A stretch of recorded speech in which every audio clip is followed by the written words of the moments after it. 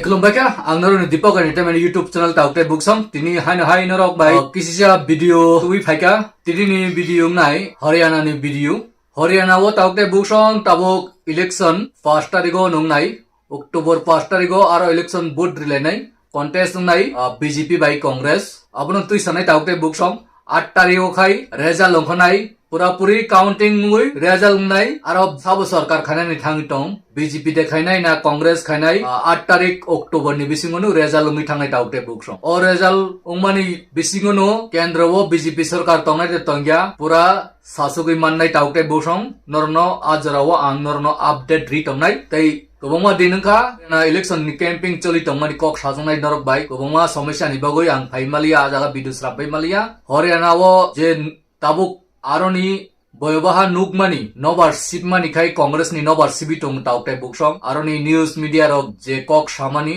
60 होइते 65 आबसुक जरा बरक आरोनि assembly seat लांनाय आसुकताय 90 टा सीट नि बिसिंगो 65 टा सीट लांखाय कांग्रेस नो आरो सरकार आसुकनाय हरियाणा नि तै मोदी नि कैंपिंग गो खाय बरक कुरय अब हाय कक हागे ओ वीडियो तिनी आं आसुक बिसि कक सानन थांलाक ताउटे बुकसम मियानि रैली बेलाय कटरंखा राहुल गांधी नि आजागा ताम कक नरखा नरनो खनारिनै नरक नाय तंगदि डायरेक्ट राहुल गांधी कक साका युबानि रुस्का या ड्राग्स नो बंद खाया ड्राग्स आरो उइ छिकलार नो बुथानान नायो और ड्राग्स नि इनकाम रां जेकुनु हाथियार स्रामानि सिलाई रंनि जेकुनु डिफेंस फोर्स रंनि मानि खानि स्रामानि अब जतनु इजराइल नि हक खयते स्रामै तंगो इजराइल रक स्रामकाय आबनो बरक साबत टेंडर सबनो याक्ति खलाइदि हिंकाय आदानि आब्बानि याक्तोय अब हाय राहुल गांधी ककसिल जाय दंखा मोदी सरकार नो हायकाय अब हायकाय टैक्स थाइप बाय बरकनो गोबांमा बुका स्रामै रां लुटिउय और रां पैसा रक जतनु आम्बानि आदनि सं माने करोड़पति हिंगै जाय दंगो कै कुरि रकनि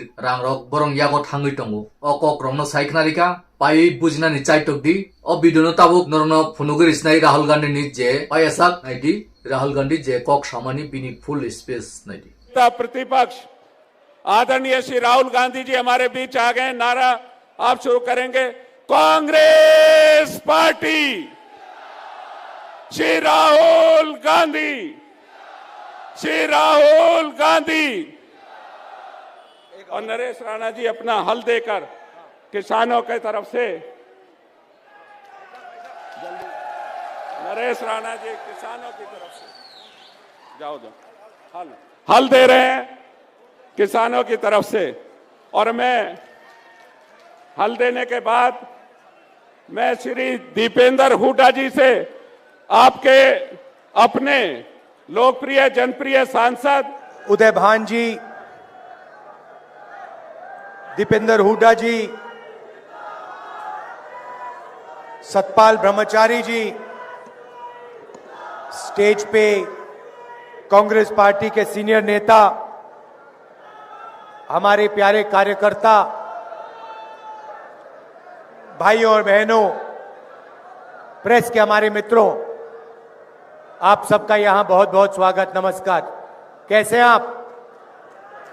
सुनाई नहीं दिया, मूड कैसा है? अभी रास्ते में एक व्यक्ति ने मुझे रोका और कहता है, राहुल जी मैं छोटा बिजनेस चलाता हूं, मुझे नरेंद्र मोदी जी ने और हरियाणा की सरकार ने बर्बाद कर दिया है। मैंने कहा कैसे और क्यों? कहता है, राहुल जी नोटबंदी की, गलत जीएसटी लागू की, बैंक के दरवाजे मेरे लिए बंद हैं। फिर मैंने पूछा ये क्यों किया इन्होंने, और 1 सेकंड में जवाब आता है, राहुल जी अदानी और अंबानी की मदद करने के लिए किया। सब लोग जानते हैं कि हिंदुस्तान और हरियाणा की सरकार 2-3 अरबपतियों की मदद करने के लिए चलाई जा रही है। नतीजा यह है कि जो भी पहले आपके पास रोजगार के रास्ते थे वो सारे के सारे एक के बाद एक बंद हो गए। पहले स्मॉल और मीडियम बिजनेसेस छोटी इंडस्ट्री हरियाणा को रोजगार देती थी, वो बंद कर दी गई। आपके लोग सेना में जाते थे, देशभक्ति की आग उनके दिल में होती थी, वो जाते थे। वो रास्ता भी अग्निवीर योजना के माध्यम से बंद कर दिया है। भाई और बहनों, आप जानते हो अग्निवीर क्या है? आप जानते हो अग्निवीर क्या है? क्या है अग्निवीर? क्या है बताओ?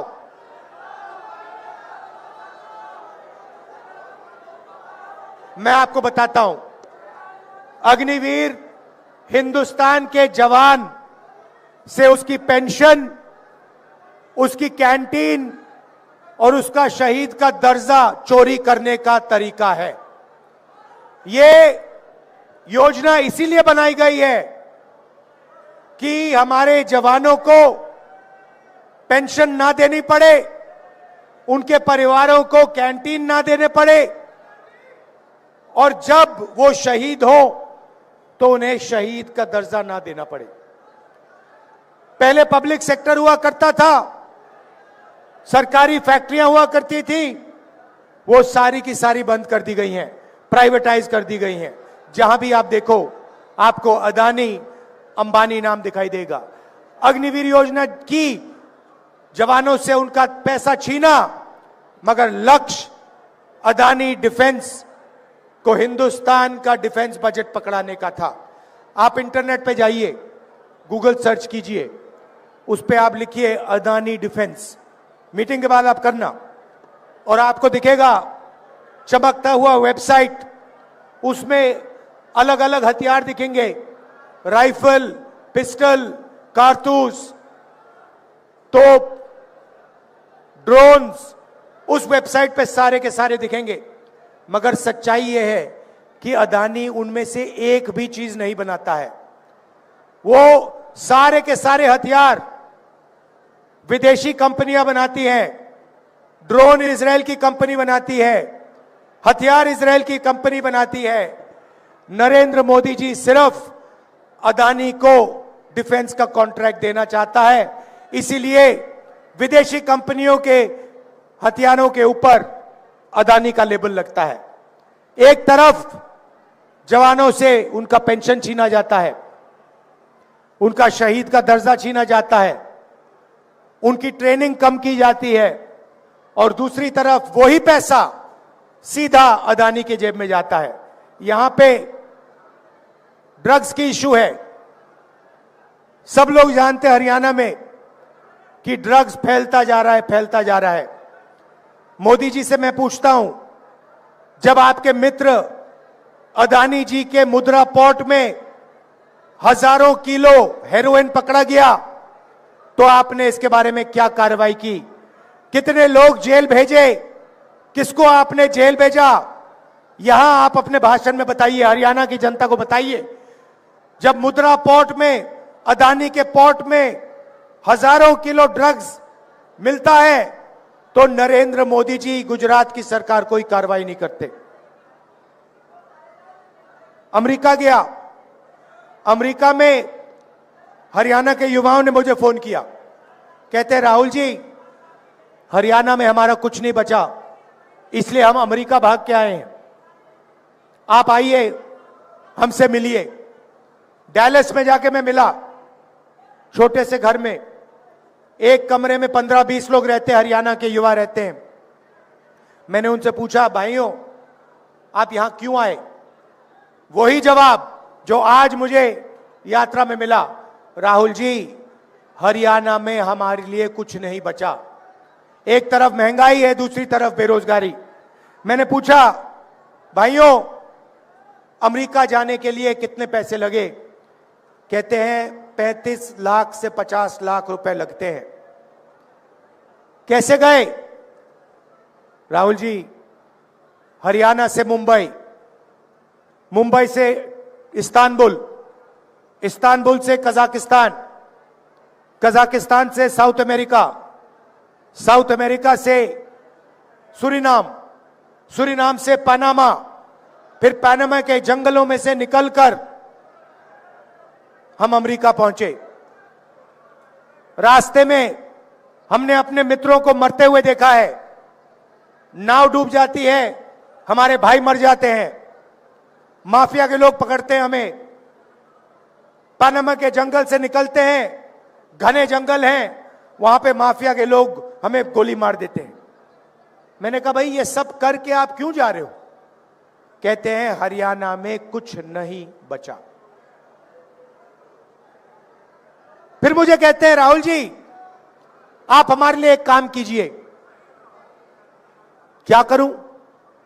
जब आप वापस जाएंगे आप हमें हमारे परिवारों से मिलिए।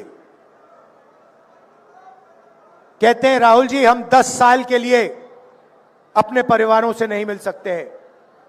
अगर हमारे घर में कोई किसी की मृत्यु होती है हम अंतिम संस्कार नहीं कर सकते, हम वापस नहीं आ सकते।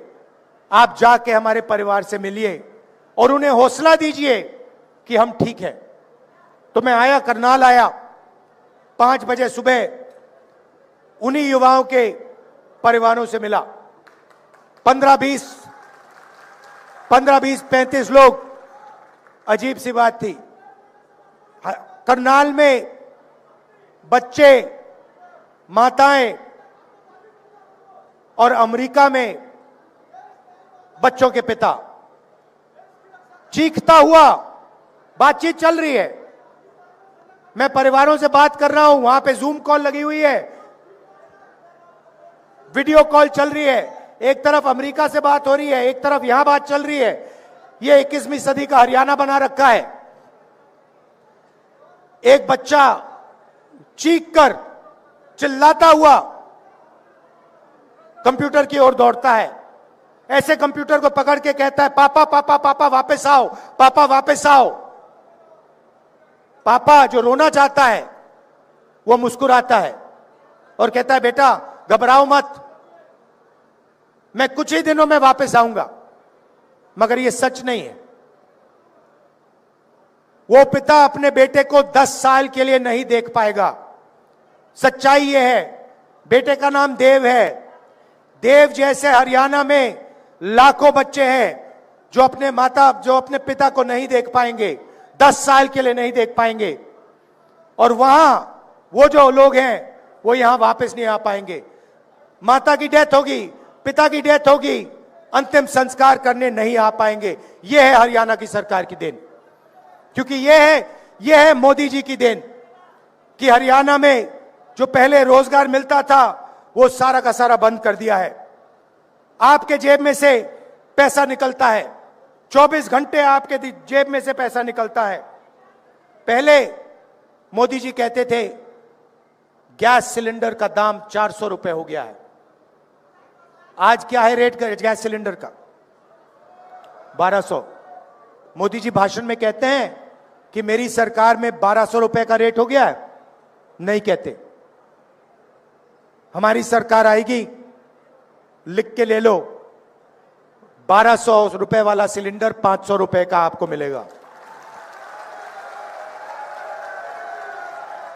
मतलब 700 रुपए जो आज आप गैस सिलेंडर में एक्स्ट्रा दे रहे हो, वो 700 रुपए हम आपके जेब में, आपके बैंक अकाउंट में वापस डालेंगे।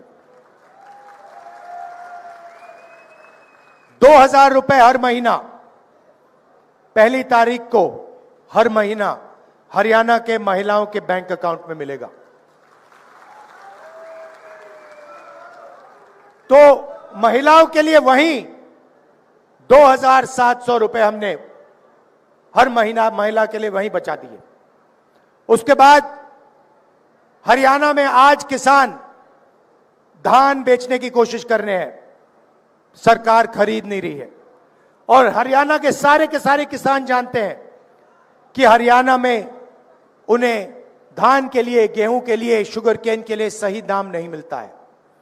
जैसे ही हमारी सरकार आएगी, सबसे पहला काम, ये जो आपका धान सरकार नहीं खरीद रही है, इसको खरीदने का काम हम पहले दिन से शुरू कर देंगे।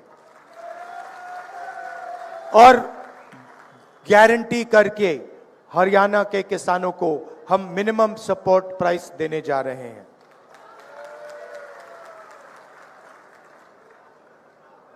पहले आपको जेल से फिरौती के कॉल आते थे, आजकल आपको विदेश से फिरौती के कॉल आते हैं। आते नहीं आते? आते हैं। क्यों आते हैं? क्योंकि नरेंद्र मोदी जी ने, हरियाणा की सरकार ने बेरोजगारी का जाल फैला रखा है। इसीलिए हमने पता लगाया 2 लाख सरकारी रोजगार खाली पड़े हैं। हमारी सरकार आएगी तो 2 लाख सरकारी रोजगार आपके हवाले हम कर देंगे, हरियाणा के युवाओं को हम दे देंगे। और ये जो रोजगार हैं, 2 लाख रोजगार जो हैं, ये 36 बरादरी के लोगों को जाएंगे। ये किसी एक कम्युनिटी को नहीं जाएंगे, किसी एक वर्ग को नहीं जाएंगे। हरियाणा के 36 बरादरी के युवाओं को ये 2 लाख रोजगार न्याय के साथ, समानता के साथ बांटे जाएंगे। गरीबों के लिए 100 गज के प्लॉट और 3.5 लाख रुपए 2 बेडरूम के घर के लिए, और 300 यूनिट फ्री बिजली, और राजस्थान जैसा 25 लाख का बीमा, हेल्थ केयर का बीमा योजना आपको मिलेगा। देखिए, ये संविधान है, इसको अच्छी तरह देखिए। जो भी हिंदुस्तान के गरीब लोगों को मिला है, दलितों को, किसानों को, पिछड़ों को, जो भी मिला है आज तक, वो इसके कारण मिला है। अगर राजनेता, हमारे जैसे लोग आपके लिए काम कर सकते हैं, तो उसका कारण यह है। और बीजेपी 24 घंटा इस पर आक्रमण करती है। आपको बताते नहीं है, मगर जब आरएसएस के लोग हिंदुस्तान की संस्थाओं में अपने लोग डालते हैं, अपने लोग भरते हैं, और पिछड़ों को, दलितों को, आदिवासियों को, गरीबों को जगह नहीं देते हैं, तो वो संविधान पर आक्रमण कर रहे हैं। जब नरेंद्र मोदी जी अदानी की मदद करते हैं, अंबानी जैसे लोगों की मदद करते हैं, और हिंदुस्तान का जो रोजगार का सिस्टम है उसको नष्ट करते हैं, तो वो संविधान पर आक्रमण कर रहे हैं। लड़ाई इसी बात की है। अगर आपको बीजेपी और कांग्रेस में फर्क समझना है, मैं आपको एक लाइन में समझा दूंगा। वो इसको खत्म करते हैं, हम इसकी रक्षा करते हैं। आप देखिए, संविधान में लिखा है, संविधान में लिखा है कि हिंदुस्तान के सब नागरिक एक जैसे हैं, समान हैं, सबको एक वोट मिलना चाहिए। उसका मतलब है कि अगर आप इकोनॉमिक पॉलिसी बनाओ तो देश की जनता के लिए पॉलिसी बनाओ।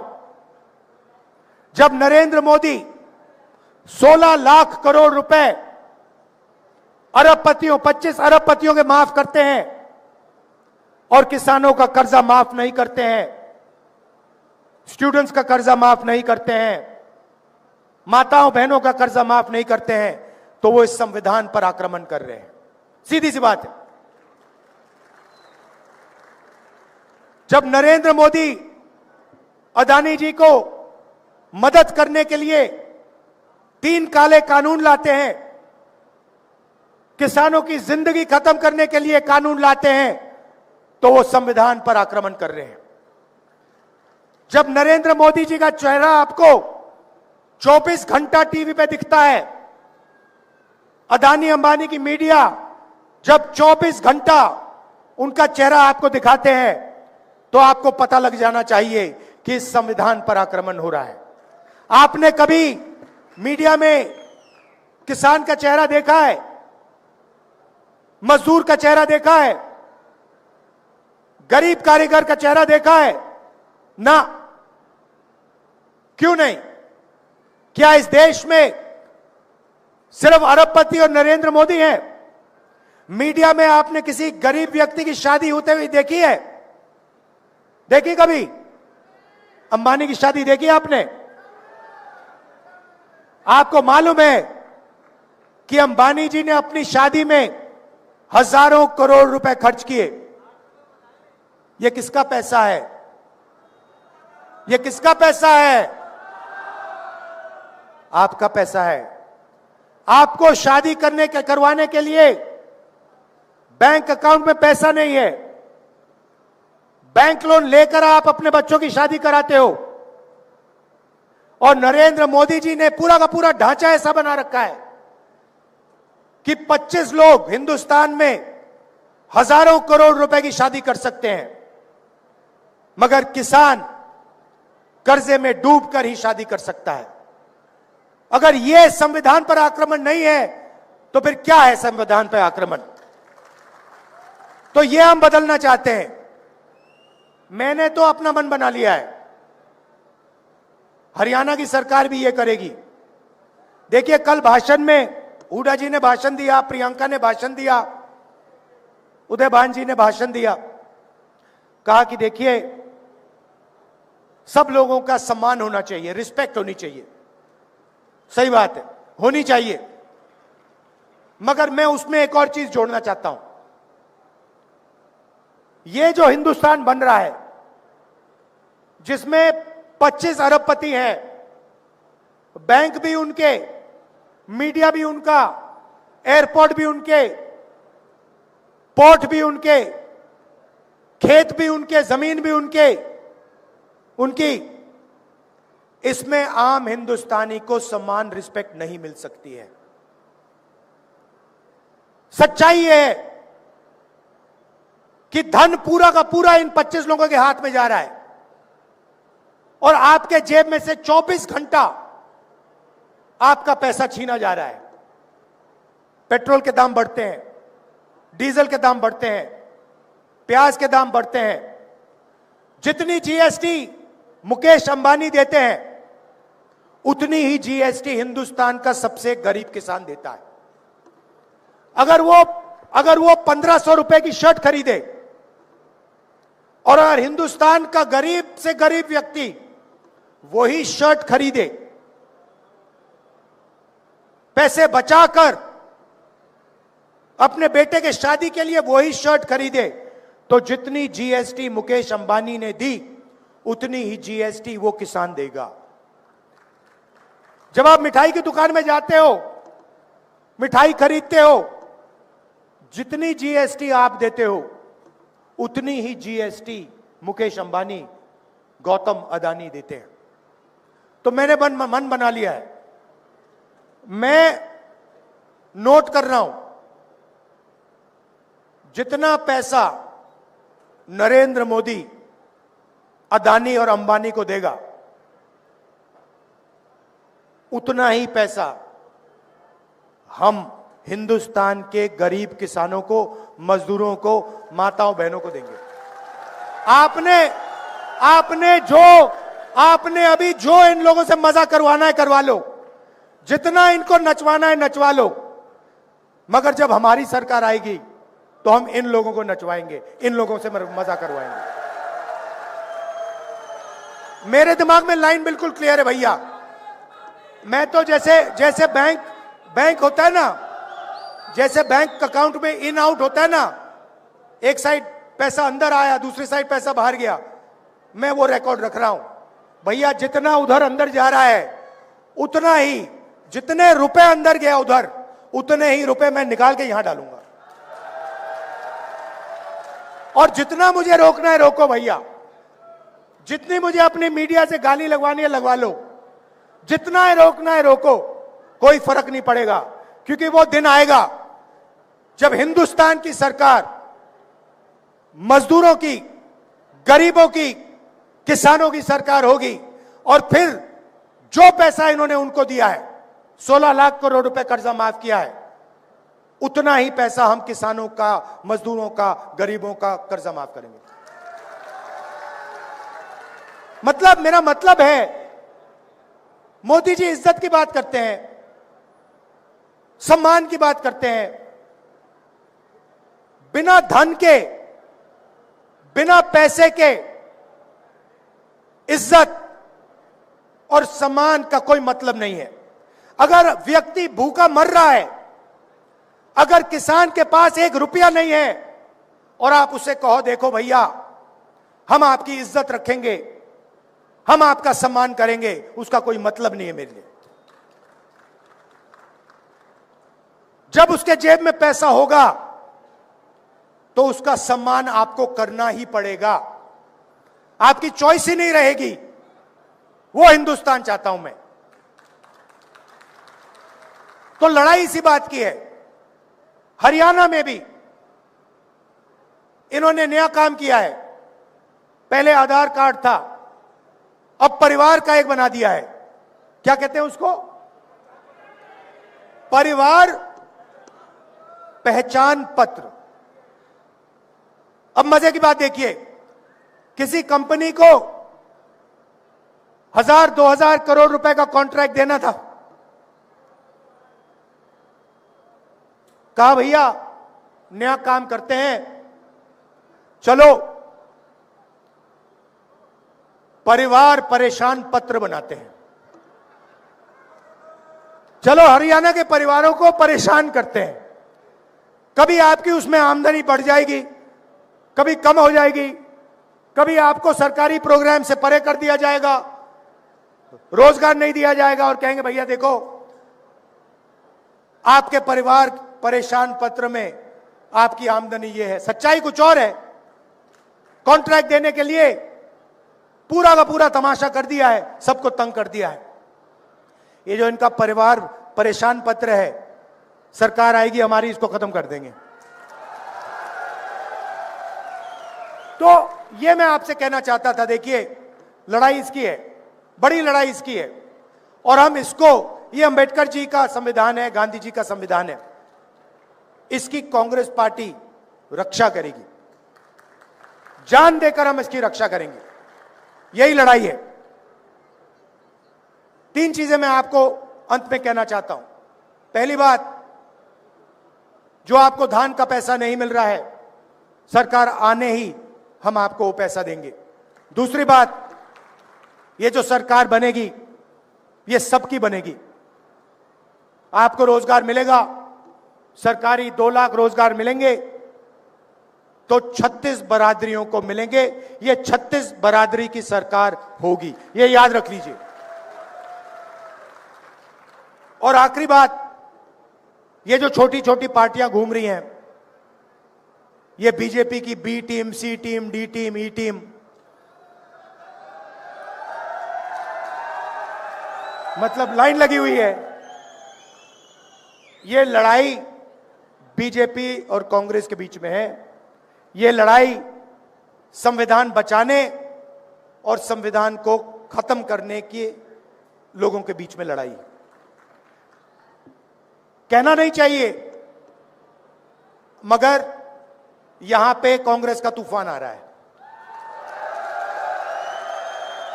और हमारे जो कांग्रेस के कार्यकर्ता हैं,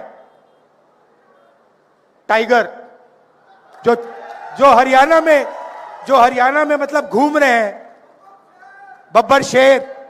अच्छा, जंगल में आपको कभी आप जाओ, रणथंभौर या जंगल में जाओ तो आपको एक शेर दिखेगा, एक शेर दिखेगा। अकेले रहते हैं शेर, मगर कांग्रेस पार्टी ऐसी पार्टी है जहां सारे के सारे शेर एक साथ खड़े हो जाते हैं, मिल जाते हैं। बाकी दुनिया में आपको नहीं मिलेगा। आप किसी भी जंगल में देख लो, आपको शेर अलग अलग मिलेंगे। कभी कभी हमारे शेर थोड़ा थोड़ा लड़ जाते हैं एक दूसरे से,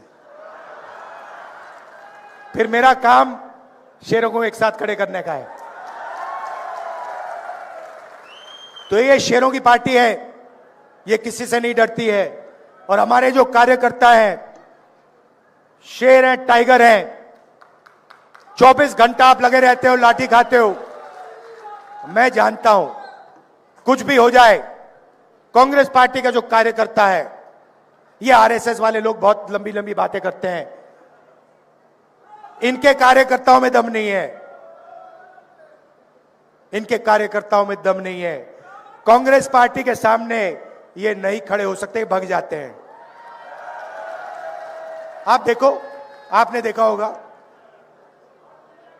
हवा में नहीं बोल रहा मैं, आपने देखा होगा नरेंद्र मोदी जी आए, पहले कहते थे 56 इंच की छाती है, याद है?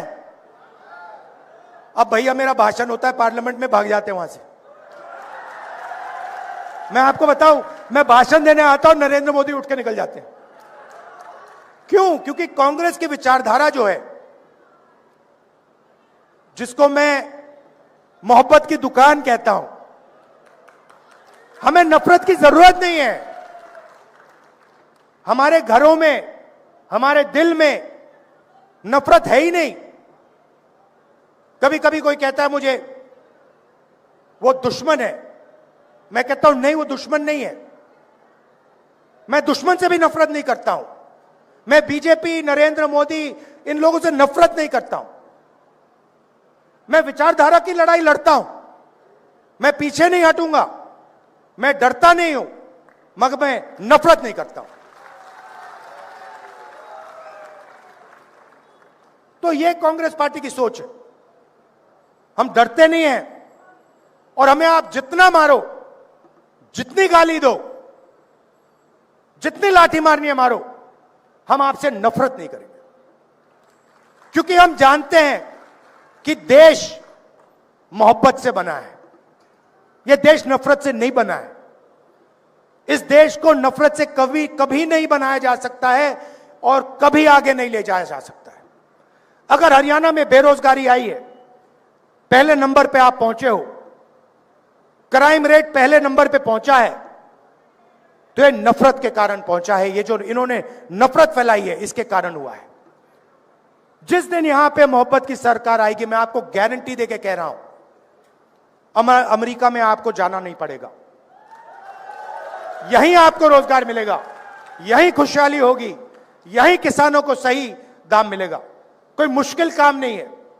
नफरत को मोहब्बत ही मिटा सकती है, और कुछ नहीं मिटा सकता। आपने मुझसे नफरत की, मैंने आपसे नफरत की, आपकी नफरत नहीं मिट सकती। कितनी भी नफरत डालूं मैं, नहीं मिट सकती। आपने मुझसे नफरत की, मैंने थोड़ी सी मोहब्बत आपको दिखा दी, नफरत कट जाएगी। यह हमारा काम है। और मैं कह रहा हूं, मगर यह आप सबके दिल में है, मैं पहचान जाता हूं। आजकल क्या होता है, देखो मैं बताता हूं आपको। कहीं मैं सड़क पे जाता हूं, मुझे दो तरीके के लोग दिखते हैं। एक ऐसे मुस्कुराता है, खुश रहता है, चेहरे पे मुस्कान होती है, मैं कहता हूं कांग्रेसी। और एक मुझे ऐसे दिखता है, मैं कहता हूं आरएसएस। ये छुपनी बातें, ये कभी कभी आ जाते हैं पार्टी में, बेस बदल के आ जाते हैं। मैं बस देखता हूं इनको, आरएसएस। अच्छा, डर के मारे हमारे भी लोग उधर भाग गए।